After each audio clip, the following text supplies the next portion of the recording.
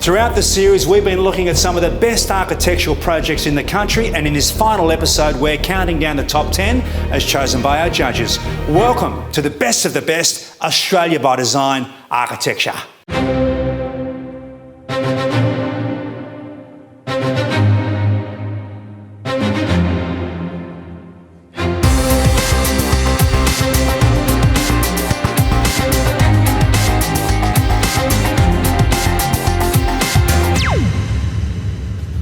Well, it's come to this. After visiting some fantastic architectural projects throughout the series from around Australia, our judges have chosen the best of the best.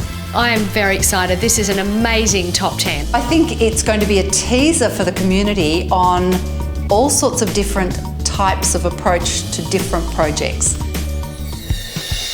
Kicking off our top 10, we have what I may consider a bit of brutalist architecture with the Surrey, but it works well in the area that it's located in. I'm excited that a medium density project of this scale is being considered on its architectural merit and its contribution to the streetscape.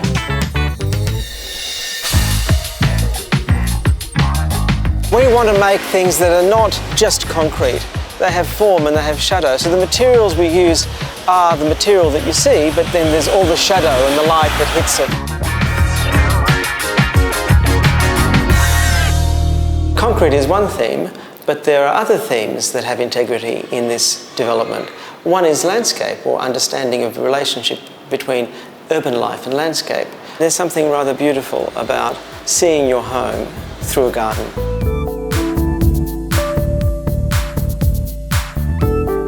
This is a place that's obviously for the whole community of the building. That was a really important aspect for us of the building. It was having a beautiful communal area and having a space, not only to get outside and get some sunshine, but as a space where people can meet their neighbours and have that real sense of community in the building. The developers here could have just done something ordinary, but instead they've chosen to back good design. Number 9. Prickly Rocks on the Mornington Peninsula. Another great project to reach the finals. I love the very brave use of concrete in this project. It uses a whole series of textures and slightly different colours to really differentiate the product, which is quite extensively used right throughout the house.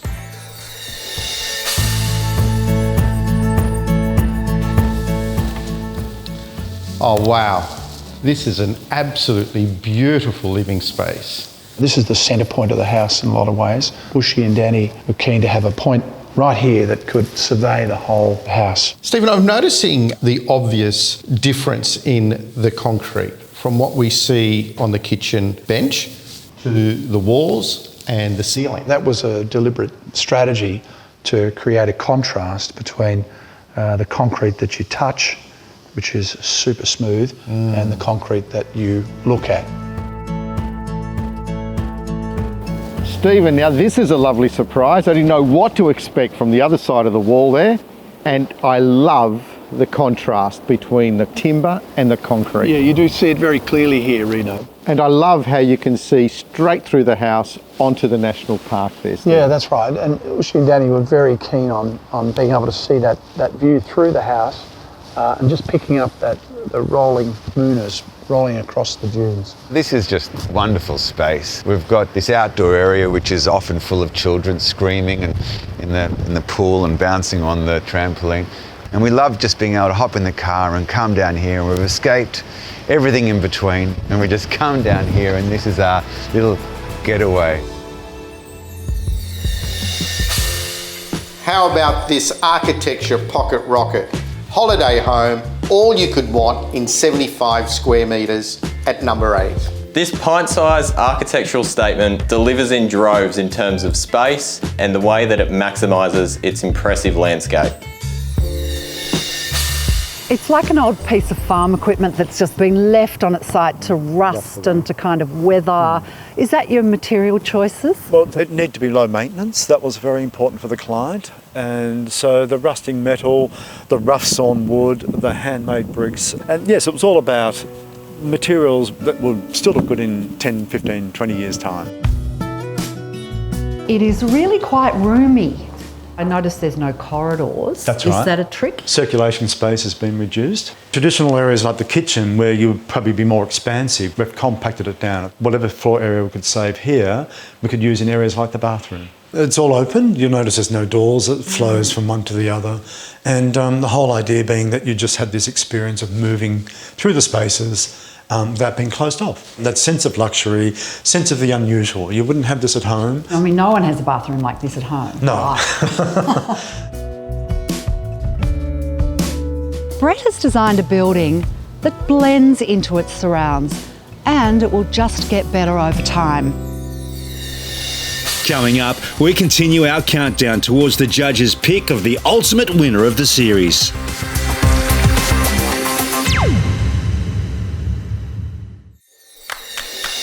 We've gathered a group of industry leaders from around Australia and internationally, and they've been choosing their top projects for the series. People think that all of us always agree, and the discussions are robust. We all have diverse opinions. I don't expect the jury sessions to be nice and sweet. I expect it to be tough and hard and good, because we're discussing what design can do and the power of design, which this is what it's all about. Number 7, Howard Smith Wharves. How good is it to see great architecture and social innovation coming together under the Story Bridge? The adaptive reuse of heritage buildings is one of the most sustainable strategies within our toolkit.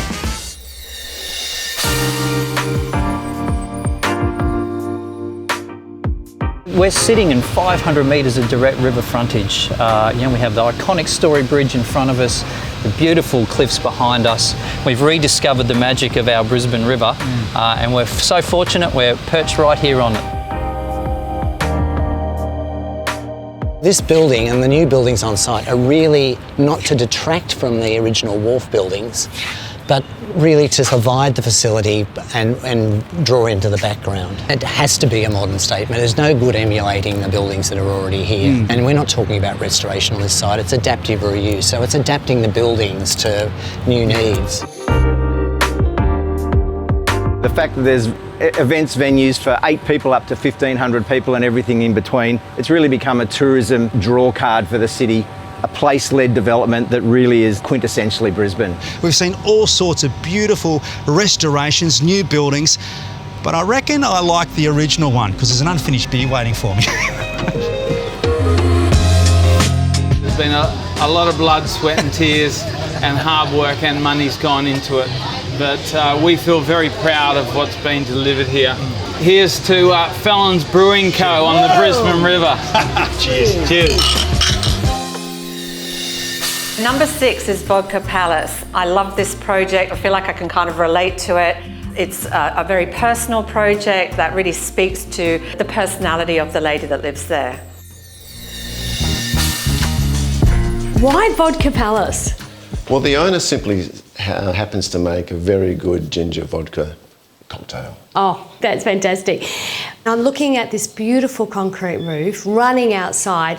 So the architecture really informs the interiors, doesn't it? Yes, I mean, with this project, it was to have a very minimal palette anyway. If you have steel, glass, concrete and timber together, you really can't go wrong. The timber was to actually temper the coolness of the concrete, and the reason for the concrete, apart from being good for the coastal location to weather in a strong material, it was also to create a cave-like ambience for the client. Janie wanted to feel like she really didn't have to go anywhere else if she didn't want to. So it was to satisfy all of her needs in that way, and also for her to actually be able to turn it on and create a nice party experience for her close friends. So sort of split personality. Split personality, absolutely, yes.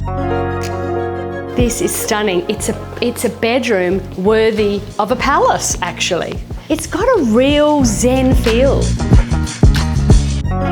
Here we have a bar and a very cool entertaining deck. So this is the split personality. This is the split personality. This is where the client entertains and welcomes her friends, and has basically it's like a little mini social hub come nightclub. Number 5 is the Taronga Wildlife Retreat.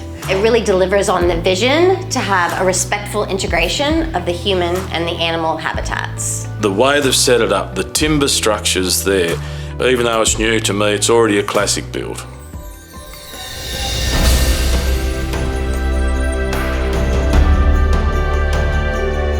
Wow, Alex, this is a great first impression. I know, isn't it amazing? So this is the Negara Lounge. It's where guests check in, check out, where they start their sanctuary tours, and it's really the heart of the retreat experience. Taronga needed a new accommodation product that was environmentally sensitive, sustainable, and something that really nestled within the existing site. The zoo's brief to us was to create a habitat for the animals, as natural a landscape as possible, so the animals would feel right at home, be healthy and flourish. And we worked hand in hand with Cox Architects to really make sure the materiality and the character of the landscape just melded and bleeds in really well with the buildings.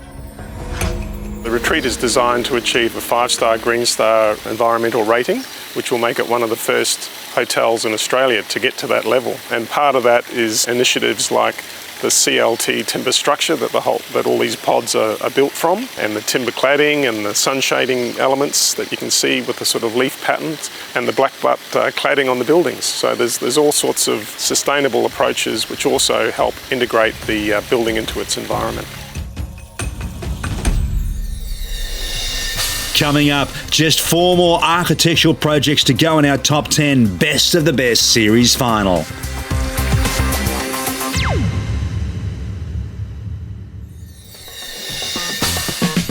Welcome back to Australia by Design and this Architecture's final episode for the series, where we're counting down the top 10 projects from around the country. Number 4 is the Adelaide Botanic High School. Its verticality is obviously an innovation in learning spaces, but it goes well beyond that in the way that the building actually educates the students. Our brief was to create a new public high school in the city and to do it in a really remarkable setting. The first thing that really strikes me in here is how light an area it is. Yeah, well, we wanted to create a space that was really light and welcoming for everyone that came in through the front door. So a space with a lot of volume and, of course, an incredible light source. So the roof's an ETFE membrane roof, and it actually inflates to different levels to let the right amount of light in. So when it's a really hot day, it contracts to provide shading, and when it's winter, it opens up to let all the light through. It's unusual to see a school on multiple levels like this. How did you tackle that from a functionality perspective for the students? Well, so in terms of verticality, we kept with the public spaces at ground level. Yes. So the library, the cafe, the gallery and forum space. Then you go up to administration, performing arts, and then of course up to the top to the sanctuary of the learning spaces. Where it's nice and quiet, makes sense to me. It was really important that we worked closely as a team to get an integrated result on the project. We didn't want the building to feel like it had an inside and an outside, wanted it to feel like one whole thing. I guess one of the examples of that is where we're sitting now. This lovely little window seat is expressing out to the street what's going on in the school. And then inside in the atrium, we've got these maker spaces, these little pods that talk to one another across the atrium and really show students one another what's happening. Young people need to see schools as part of the real world, and it's not going to be part of the real world if it doesn't connect to it. And I think what it enables them to do is to move into that world well-skilled and well-versed in it. The Ruskin Project came in at number 3. This is a small-scale development of high-end apartments characterised by their complete sustainability. Just a fantastic project that maximises everything that it aims to achieve. I think very often new projects haven't been conceived very well. They've been maybe designed in a way that's not very sensitive. We very much believe in this idea of buildings as good citizens, you know? Yeah. You can be a big building, but you can also be very respectful. We've selected this spotted gum cladding at the top, which will silver off over time. The brickwork at the base is actually from a kiln in the Grampians. And as the landscape establishes itself, we really feel this building will settle nicely into this context. So this is one of 4 apartments, yeah? Yeah, look, Mike, we'd prefer to call them residences. At just under 300 square metres each, they really are homes. I stand corrected. No worries. And very beautiful homes. It's got such a great aspect as well. Yeah, look, the living level up here on level 1, looking directly out over the canal with the western afternoon sun flowing in. It's really special down here. This window here just weighs in at just over 300 kilograms. Wow. I can push it with my little finger. Oh. If I flip the handle though, have a go at that. Oh.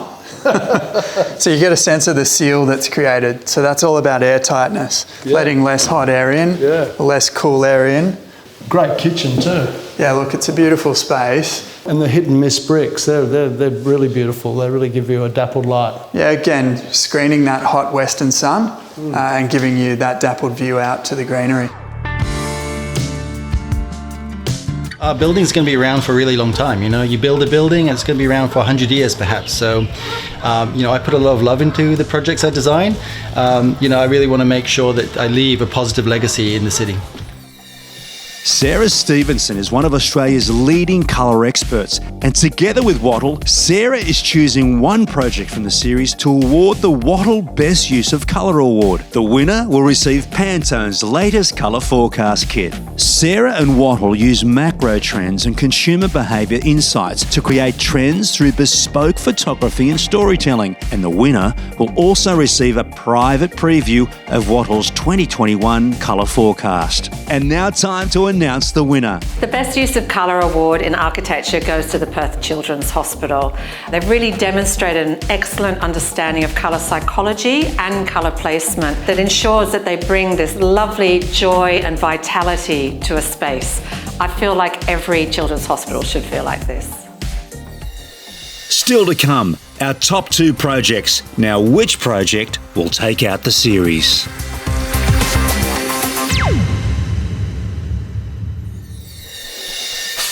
Welcome back to Australia by Design Architecture.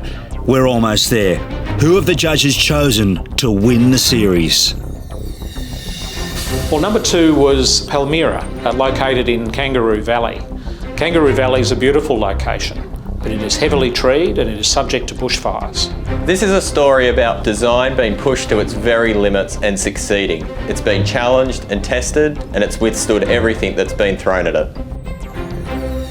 A few months ago, the worst Australian bushfire in living memory swept through this valley. Nick Turner decided to stay and defend the house from the inferno from hell.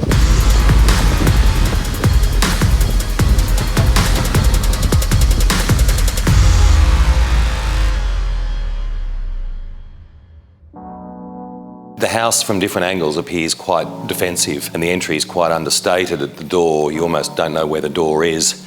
And then you come into this arrival space and you're greeted with this double height space that suggests there's something more interesting beyond.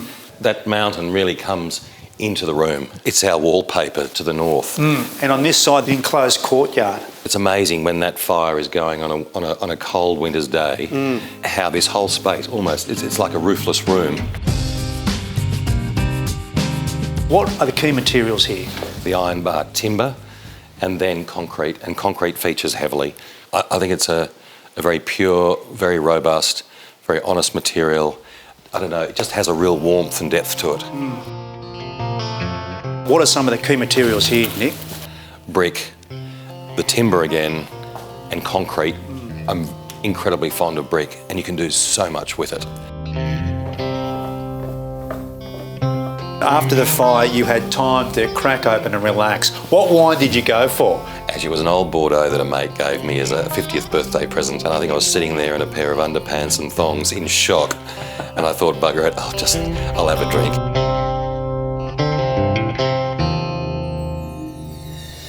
And now, the winning project for the series.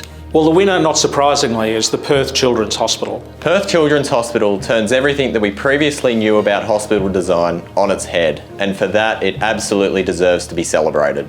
The architects have done a fantastic job of merging the needs of highly professional healthcare with a comforting and welcoming environment.